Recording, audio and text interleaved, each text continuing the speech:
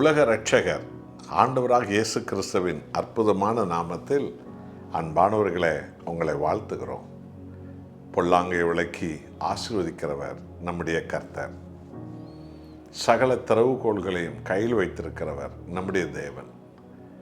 அவரை தேடுகிறவர்களுக்கு எந்த கதவையும் அவர் திறக்க வல்லவராக இருக்கிறார்.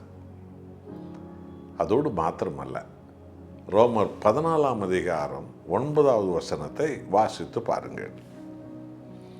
கிறிஸ்துவம் மரித்தோர் மேலும் ஜீவனுள்ளோர் மேலும் ஆண்டவராய் இருக்கும் பொருட்டு மரித்தோம், எழுந்தோம், பிழைத்தோம் இருக்கிறார். அல்லேலூயா. பார்த்துருங்களா? ஒரு தெய்வத்தின் மகத்துவம் உள்ள அதிகாரம் என்ன? அதை தான் பைபிள் உலகத்துக்கு போதிக்கிறது. ஏதோ சும்மா அது ஒரு சாமி இது ஒரு சாமி என்று சொல்லி உலகத்தில் இருக்கிற மரம் செடி கொடிகளிலிருந்து எல்லாமே சாமியாக தான் இருக்கிறது இன்றைக்கு மனிதர்களுக்கு.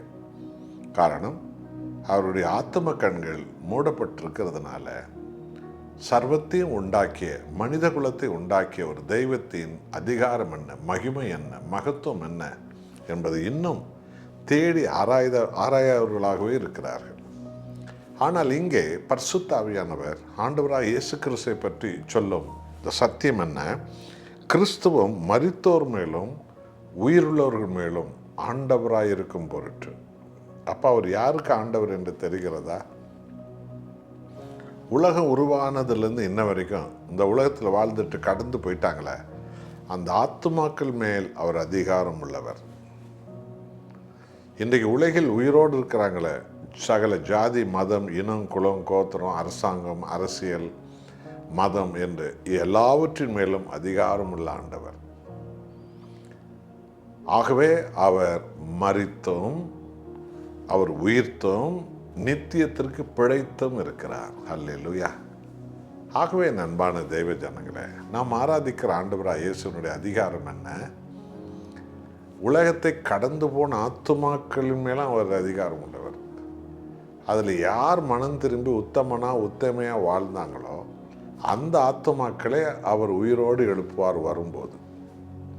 இந்த உலகில் வாழ்ந்து கொண்டிருக்கிற எப்பேற்பட்ட தலைவனா, எப்பேற்பட்ட அதிகாரம் உள்ளவனா, எந்த அதிகாரம் உள்ளவனா, என்ன சம்பத்துள்ளவனா, எப்பேற்பட்ட ஞானம் உள்ளவனா, எப்பேற்பட்ட மதவாதியாய், மத தலைவனாய் யார் இருக்கட்டும், எல்லார் மேலும் அவர் அதிகாரம் உள்ள ஆண்டவர். என்றால் தன்னுடைய உயிரை கொடுத்து மனித குலத்தையே அவர் சம்பாதித்தார், நம் மேல் வைத்த அன்பு. ஆகவே எல்லார் மேலும் அதிகாரம் உள்ளவர். ஆகவே அவர் வருகையில் இந்த உலகில் வாழக்கூடியவர்கள் யார் எடுத்துக்கொள்ளப்பட வேண்டும் அவர் தீர்மானிப்பார்.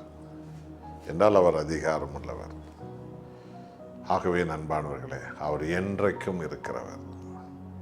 இந்த சத்தியத்தை தான் எல்லா மதத்தாருக்கும் போதிக்கப்படுகிறது. கடவுள் ஒருவர் உண்டு என்று நம்புகிறவன் அந்த கடவுள் நித்தியத்துக்கும் இருக்கிற கடவுள் எப்படி நித்தியத்துக்கும் இருக்கிறார் என்பதை அவன் ஆராய்ஞ்சு அறியணும் இல்லையா? ஆகவே உலகில் எல்லாவற்றையும் நீங்கள் பார்க்கலாம். ஒரு முறை பரிசுத்த பைபிளை நீங்கள் ஆராய்ந்து அறிய வேண்டும். இந்த பைபிள் போதிக்கும் தேவன் தான் மனித குலத்தை உண்டாக்கிய தேவன் என்று ஆணித்தரமாய் போதிக்கிறார்களே, அது எப்படி என்று ஆராயணும் இல்லையா?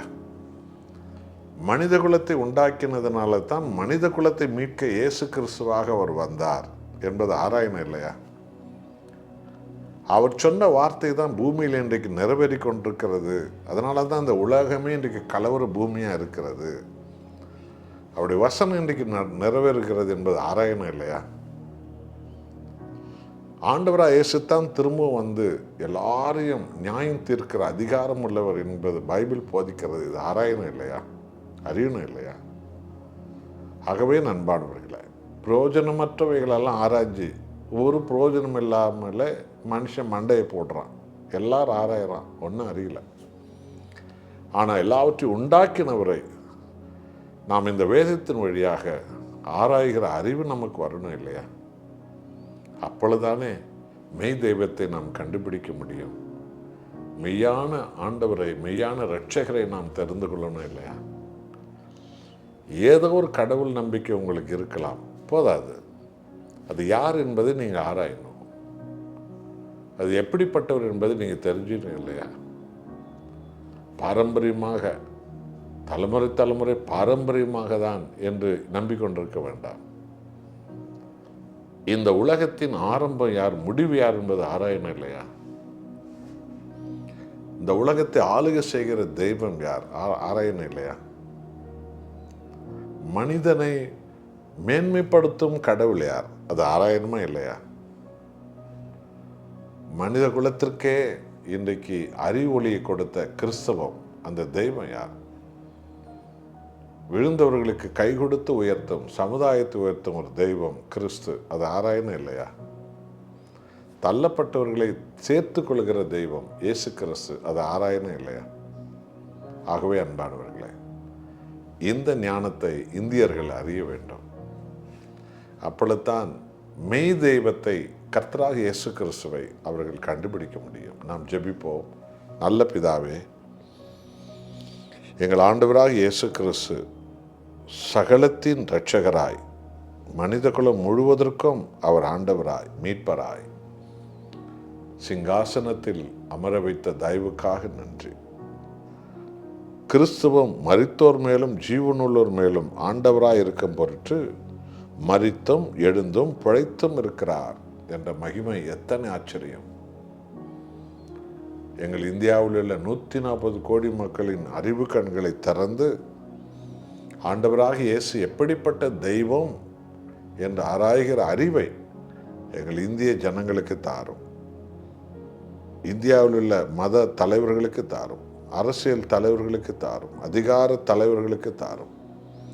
மெய் தெய்வத்தை அறிகிற அறிவை எல்லாருக்கும் நீ தாரும். தாழ்மையோடு வேண்டிக் கொள்கிறோம்.